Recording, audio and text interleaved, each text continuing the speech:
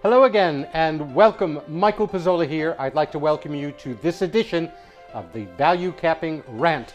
This is the 2021 Preakness edition and I'm so glad you joined me. In this video, we are going to go over the odds lines generated from the ValueCapper software on the Preakness.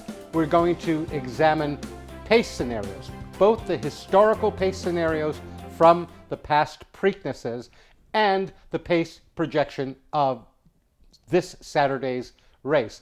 And then we're going to look at potential value bets in the race, if any.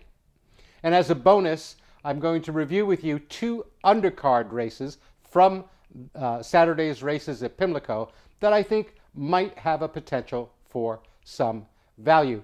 Allow me to introduce myself. If you don't know me, my name is Michael Pizzolla. I've been writing and teaching about this great game for the past 30 plus years. I'm the author of the best-selling handicapping book, Handicapping Magic, co-author of Pace Makes the Race. I'm the creator of the original online racing forum, and that's what it looks like. And I'm very proud to say I am the creator of the ValueCapper software. Look, what I do is I help handicappers and horse players adapt to the modern game by adopting a value-oriented approach. And make no mistake, this game has changed. So with that said, let me give a few caveats. We'll get right into the video. This is not a touting video. I don't tout horses. Rather, I'm doing this to demonstrate the basic principles of value capping, which are to bet horses you like that the public shouldn't, preferably running against vulnerable favorites. You wait for your price, and then you have a felt sense. I say, let the bet make you. I'm making this video on Wednesday before the race, so I don't have scratches, I don't have weather changes. I took a look at weather.com. They said it looks nice in Baltimore, 74 degrees, and this weekend maybe cloudy on Saturday and Sunday, Friday and Saturday, maybe rain on Sunday, but it looks okay. And then thirdly, software. My software, anyone's software, numbers, my numbers, anyone's numbers, all of that are not crystal balls. They are not certain predictors of the outcome of the race, okay? They are indicators. They are tools to help us take apart a race and see if there might be some unexplored or hidden, if you will, value. Lastly, potential value bets are price dependent. That means if there's no adequate price, there's no bet. Yeah, but you said you liked the 6 horse. Well, yeah, but I said I'd like him at 10 to 1. Yeah, well, he went off at 3 to 1 and he ran up the track. Well, then it's no bet. Get it? Okay. Now, value isn't just about price, but you need an adequate price, an adequate overlay to make a good value bet. All right, enough. Let's go, and if you will, I'm going to go sit at my computer. I'd like you to look over my shoulder and let's take a look together, a closer look, a deep dive into the 2021 Preakness. Okay, I'm glad you can join me and we will take a deep dive into the 2021 Preakness. Let's take a look at what ValueCapper did with the race, and let's take a look at it right out of the box. Default settings, no changing of running lines, nothing. There it is. Now, oh boy, I should have put a warning on this video. I hope you're sitting down and maybe take a deep breath, because right on top of the line is the 10 Concert Tour and the 3 Medina Spirit. The 2 colts trained by one Bob Baffert. And you'll notice the morning line maker made them 5 to 2 and 9 to 5. The contention, which is our estimation, if you will, of what the public will do with the race, is 4 to 1 and 3 to 1. Good Lord. And then there's a large gap down to Midnight Bourbon and Unbridled Honor. Now, at first glance, if this was a Wednesday afternoon and we're looking at a $12,500 claimer at Parks or something, I'd go right past this race. But, it's the Preakness. Let's see if we can find something. And the way I'm going to go through it is to look at pace analysis.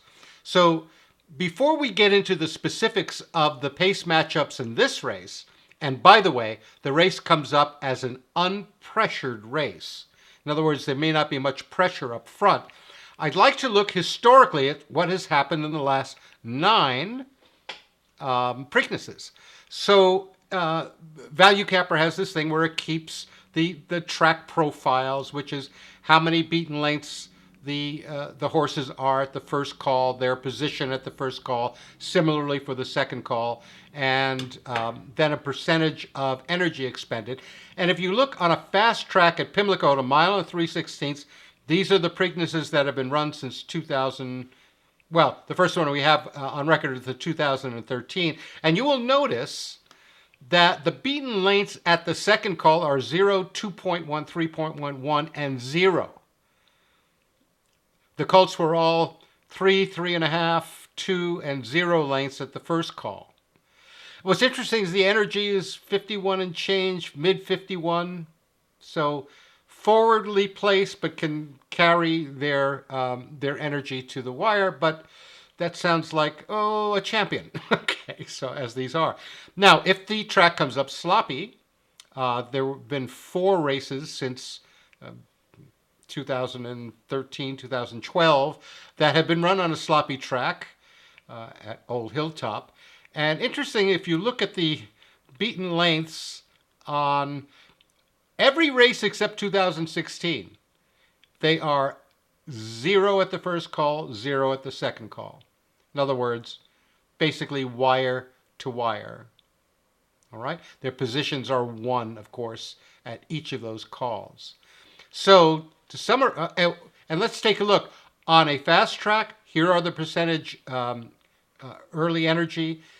On a sloppy track, here are the percentage. This is a typical pressing champions percentage expenditure. Okay? And it's pretty consistent, if you look at it, between the fast track and the sloppy track. So 8 of the last 9 Preakness winners were 3 lengths, or within 3 lengths at the second call.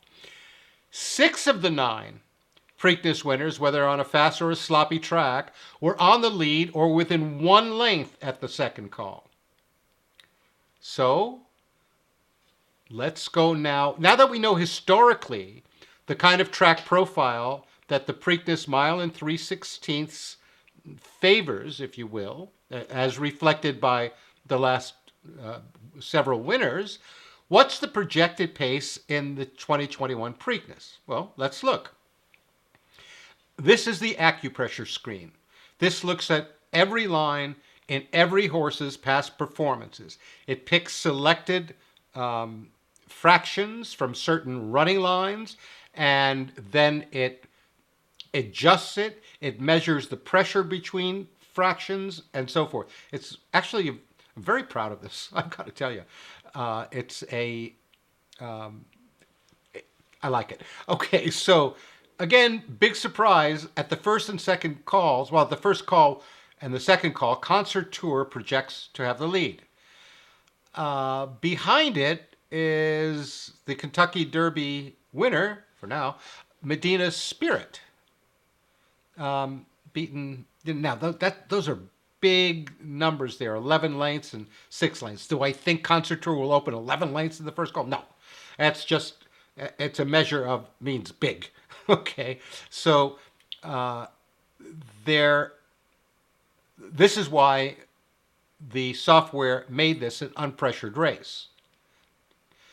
And that is indicated at the top of the ValueCapper screen here where it says neutral positionally, which I buy.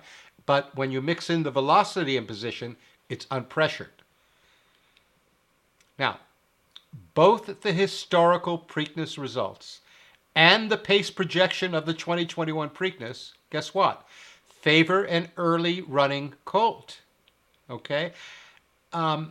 Let's look now at the colts one by one, and I'll take them right down. There are 4 colts above random. The top of the line on the early bias is Concert Tour.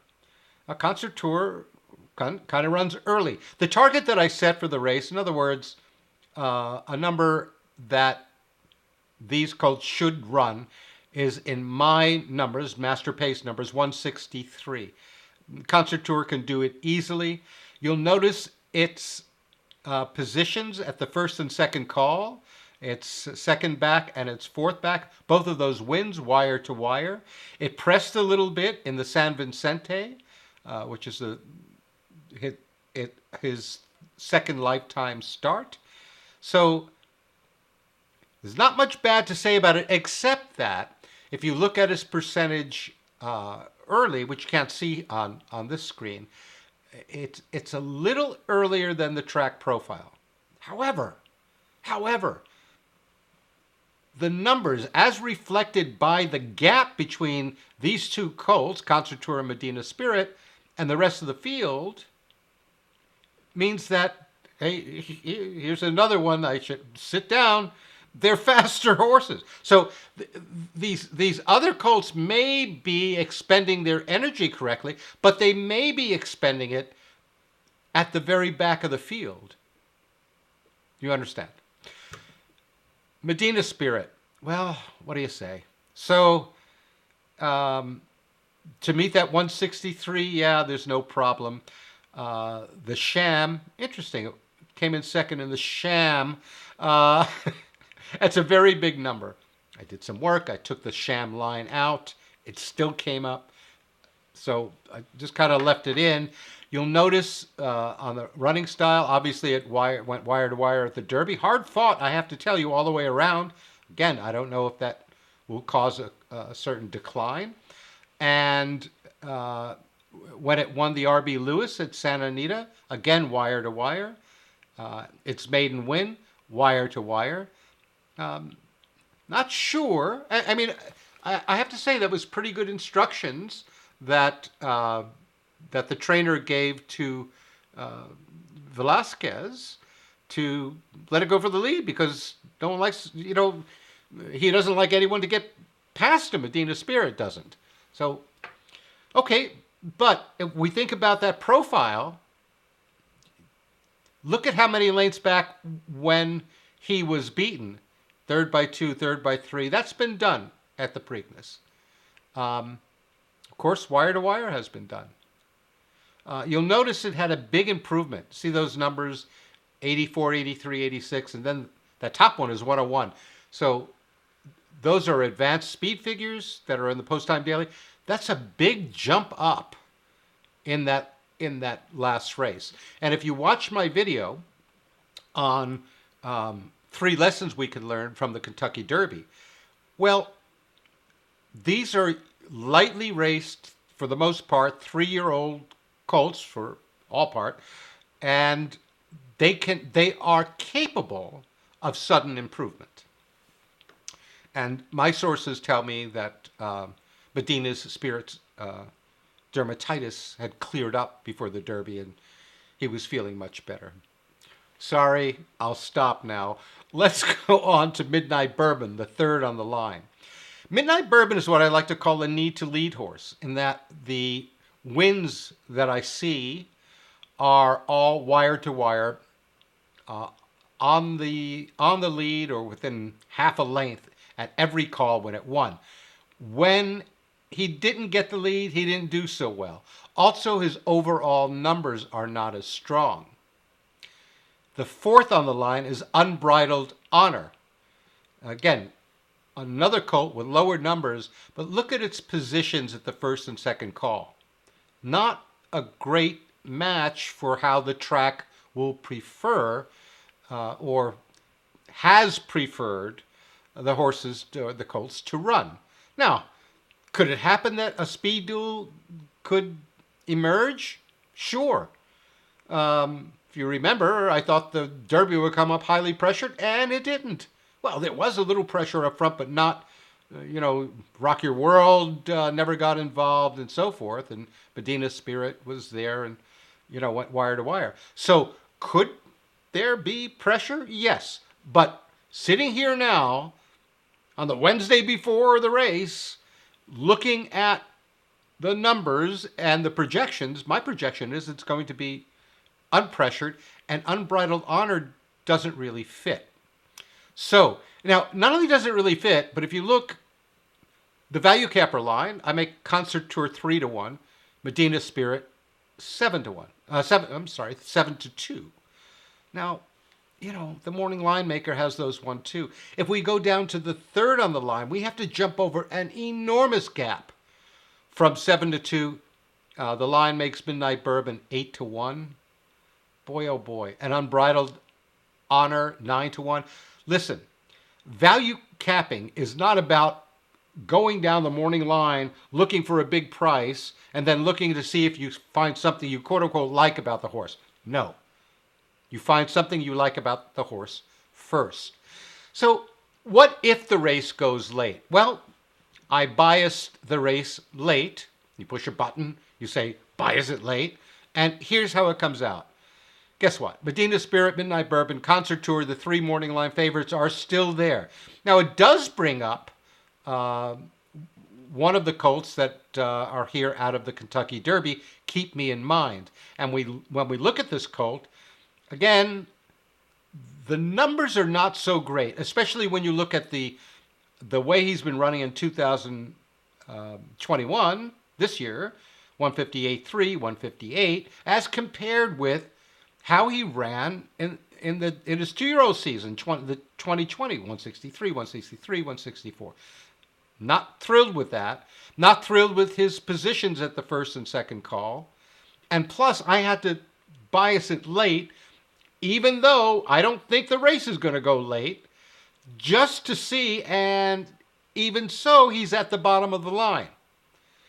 Now, I know I don't like doing this, but it's a big race, and, we've got to find a bet, right? Well, heck, let's split the difference. It's not early, it's not late. We'll go with neutral or no bias. Well, guess what? There they are again. Medina Spirit, Concert Tour, Midnight Bourbon. And then another gap down to Keep Me in Mind and Unbridled Honor. So, what do you do when no matter how the race is pace biased, no matter what you do, your approach comes up with the 3 morning line favorites? Well, if you're value capping, you pass the race. Sorry, I can't pull value bets out of thin air when there aren't any. You can't. There are some races that the public is going to have right. Now, if you think, well, what the heck? Concert Tour and Medina Spirit, they look so good, they may run 1-2. I'll bet the place. Fine. I just don't think that risk justifies the potential reward. So my betting strategy is very simple. I'm going to pass. It's so pat from the numbers, which is what I go by, and my line, the ValueCapper line, which is what I go by, I can't even find a recreational bet in the race. Maybe I'll bet the 7, the Japanese import. I forget his name. I should know it. I don't. But who knows what that colt will do? Maybe that colt will upset the apple cart. I have no idea. I have no internal fractions. Can't do pace numbers. But on these big days, and here's where I want to give you your bonus section of the video. On these big days, value can often be found in the undercards. Why? Everyone's, there for the Preakness, whether at a race book, a simulcast facility, at a racetrack, and they're just throwing money all around, getting ready for the Pimlico, having a few beverages. Okay, and there's a lot of uneducated money, let's be nice. And if it's just recreational money, absolutely nothing wrong with that. It's great for the game. Let's go out and let's watch the Preakness on the big screen, and let's make a few bets on horses that, has a good speed number, whatever. So let me share with you two races on the Pimlico undercard. Now, I haven't had a chance to do all of the other tracks runnings undercard. Again, it's Wednesday. I wanted to get this out so you had some time to kind of think about this. If we look at the 6th race at Pimlico, this coming Saturday, May 15th, 2021. I've got 4 horses above random. The 5, the 4, the 3, and the 6. The odds line, the ValueCapper odds line, very smooth. 3 to 1, 7 to 2, 4 to 1, 5 to 1. The 5 is on a layoff, she is.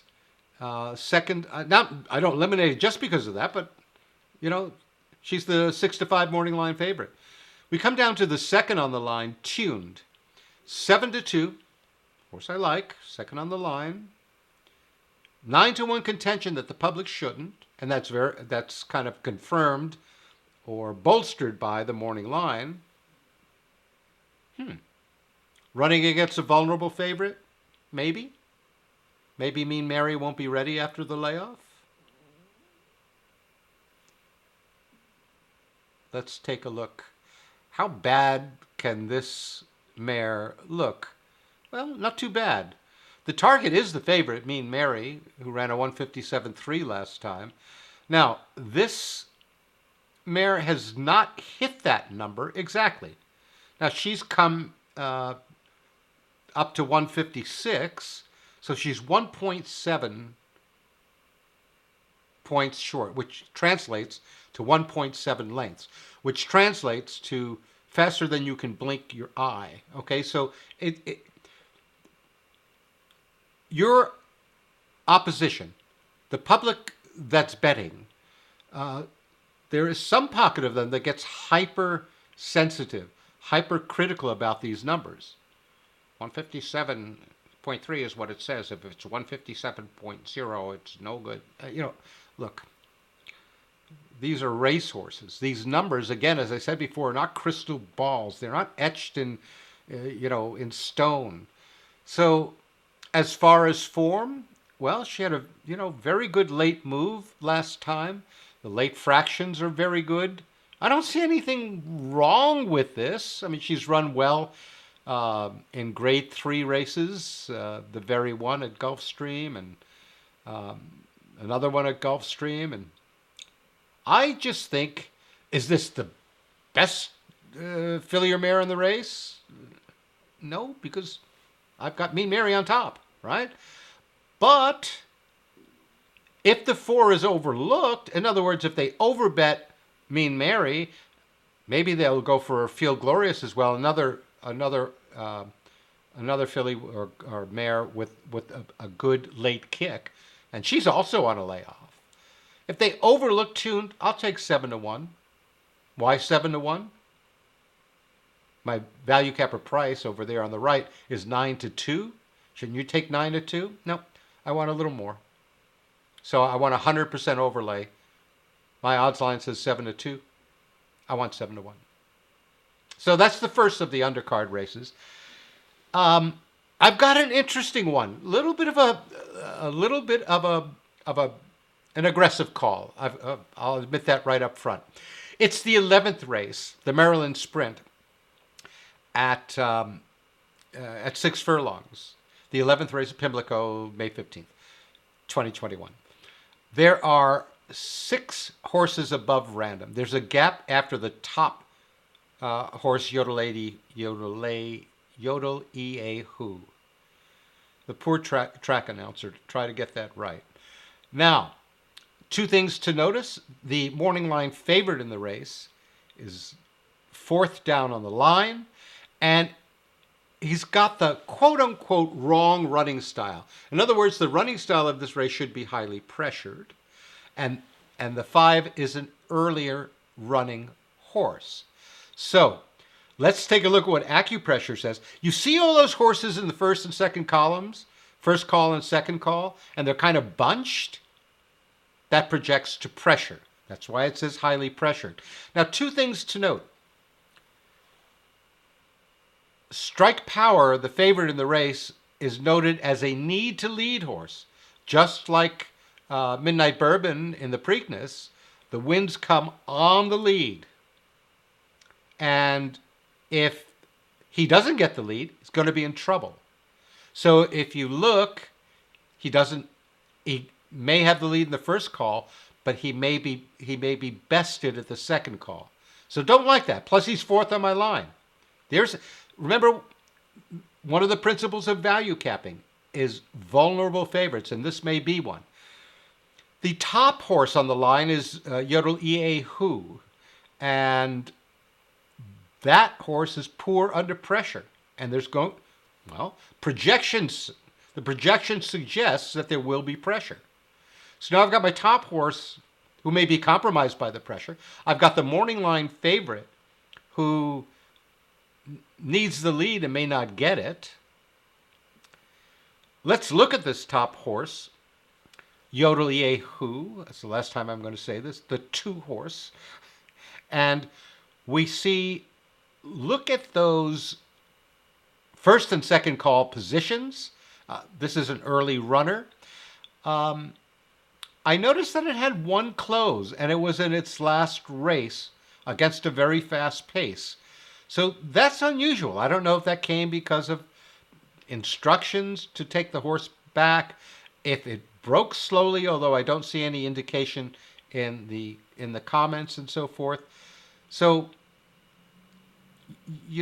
poor under pressure. It's an early runner. This is a late race. Here's Strike Power, the early runner who wins wire to wire and may not have the lead today. Certainly an early runner. Which brings us to the next horse on the line, Threes Over Deuces. 8-1, not exactly a horse I quote-unquote like, because 8-1 means if they ran the race 9 times, this horse would win once. Okay? So, it's third on the line, so kind of like it. The public shouldn't. Well, it's 18-1 in contention, meaning from conventional handicapping, the crowd shouldn't like it. And that's bolstered by the opinion of the morning line maker who's made this horse 20-1. Now, how bad does this horse look? Well, the target in the race, as far as numbers, is 164.4. He's got a couple of near matches in its last race and third back. In its first race after the layoff, it made an enormous close at 5 furlongs. Today it's going to 6. It's a confirmed late running horse. If you look at his record at the distance at 6 furlongs, out of 8 starts, they're all in the money. 4 wins, 3 seconds, and 1/3. Now, if you look at his lifetime, out of 33 races, he's finished second 12 times. So I don't know if this little gelding has, after, he's 6 years old, should get the idea that the name of the game is not to finish second if you can. But does this horse look horrible? No, it doesn't. It looks fine. It fits the projection of the race. Now, we've got to be right about a couple of things. There's got to be a lot of pressure. The 5 doesn't get a clear lead. The 2 doesn't decide to get brave and put up with the pressure. And so all of that, if all of that comes together and the pressure comes out, I'm looking at 3 Over Deuces. And if I look here, again, projecting the speed duel, I'll take the 6, 3 Over Deuces. And the price at which I'll bet is 15-1 and up. Again, approximately a 100% overlay. So those are races that I think the public may be overbetting the favorites and leaving an opportunity for some value bets.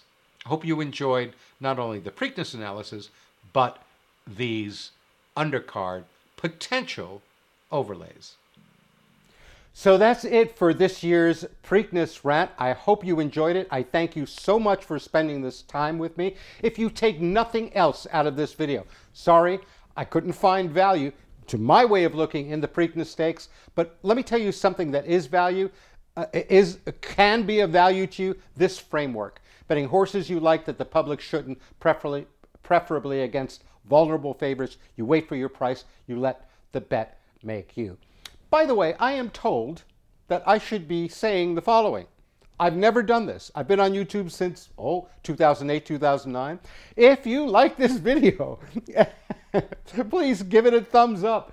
And if you want to see more, please subscribe to the channel. Everyone says that. I wonder why. Okay, so if you would, please. And if you want to learn more about ValueCapper, I've got a free video training course. You can find it at ValueCapper.com. You put in your first name and email address. You get a video every couple of days right to your email. Even if you're not interested in software, don't use any software, don't plan to, these videos are very powerful and I think will change the way or give you new ideas about how to look at the game and how to look at value. So until next time, thank you so much again for spending this time with me. Good luck, best of luck on Preakness weekend and always. And remember, guess what I'm going to say? Let the bet make you. I'll see you soon.